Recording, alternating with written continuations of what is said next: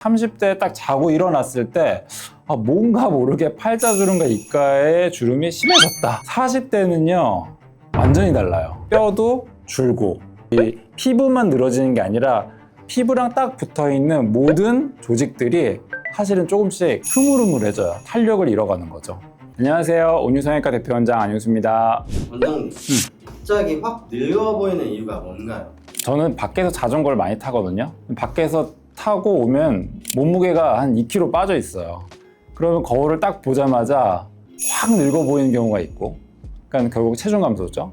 두 번째는 밖에서 탈 때 자외선 차단제를 바르고 타는데도 햇빛을 엄청 많이 받거든요. 그러면은 거울 보면은 정말 푸석푸석해요. 체중이 빠지고 자외선이 너무 많이 노출된 경우, 이런 경우가 갑자기 확 늙어 보이게 되겠죠.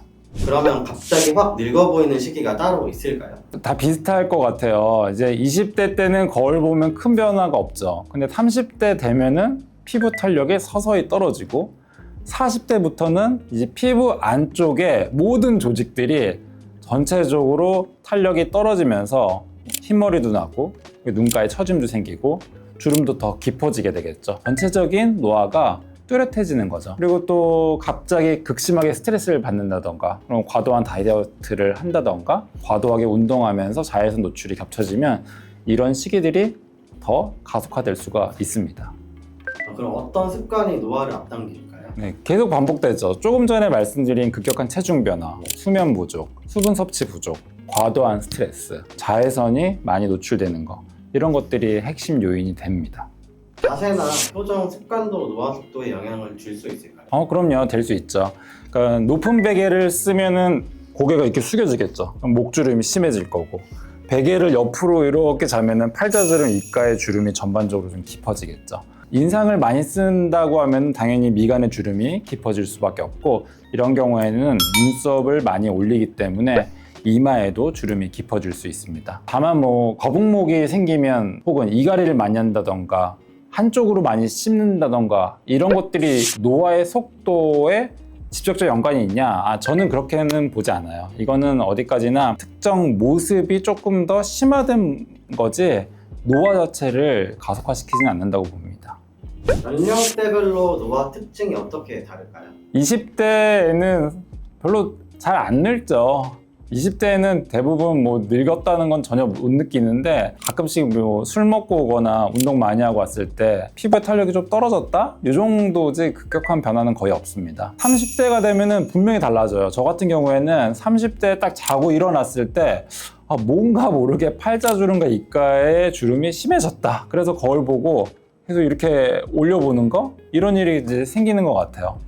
그리고 이제 체중의 변화가 없다라고 하면은 조금씩은 지방도 사실은 줄어가고요. 40대는요 완전히 달라요. 40대에는 뼈도 줄고, 받쳐주는 뼈도 줄고, 이 피부만 늘어지는 게 아니라 피부랑 딱 붙어있는 모든 조직들이 사실은 조금씩 흐물흐물해져요. 탄력을 잃어가는 거죠.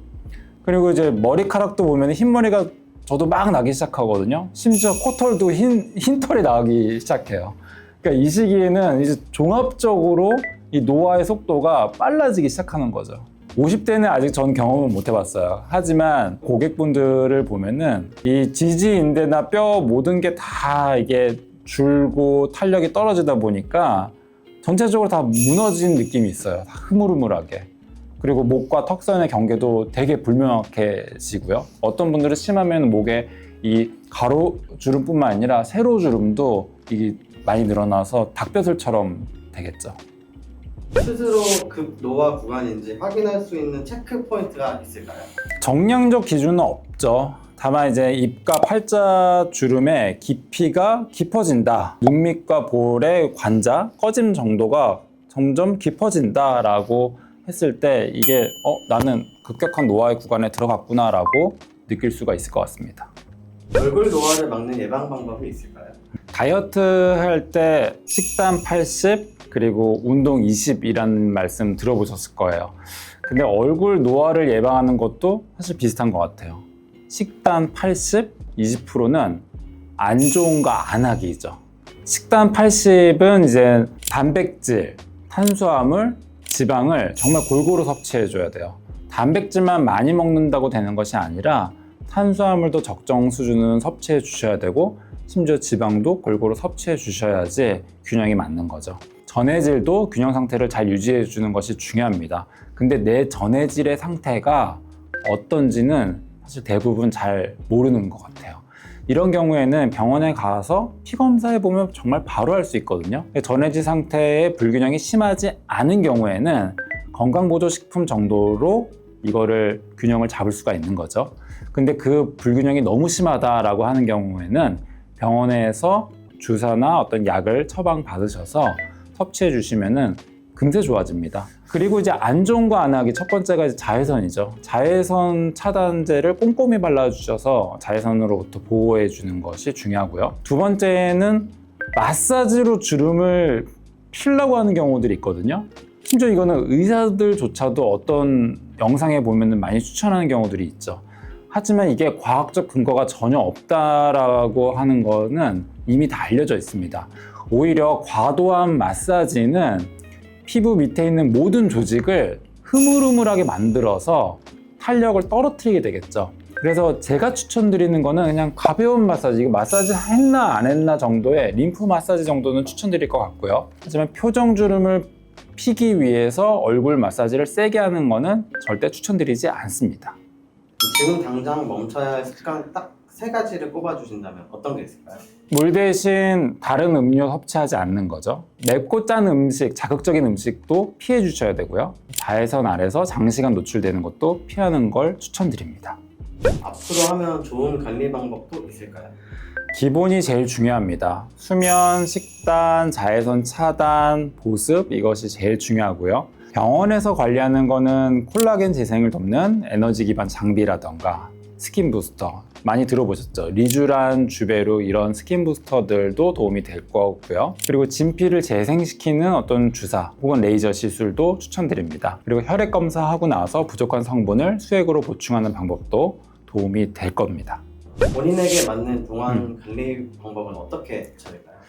사람마다 꺼짐, 처짐, 늘어짐, 그리고 색소 침착 등의 이 유형들이 분명히 다릅니다. 스스로 판단하기보다는 전문의 상담을 통해서 본인이 어떤 유형에 해당되는지를 알고 그리고 거기에 맞는 관리나 혹은 치료를 받는 것이 중요하다고 생각합니다.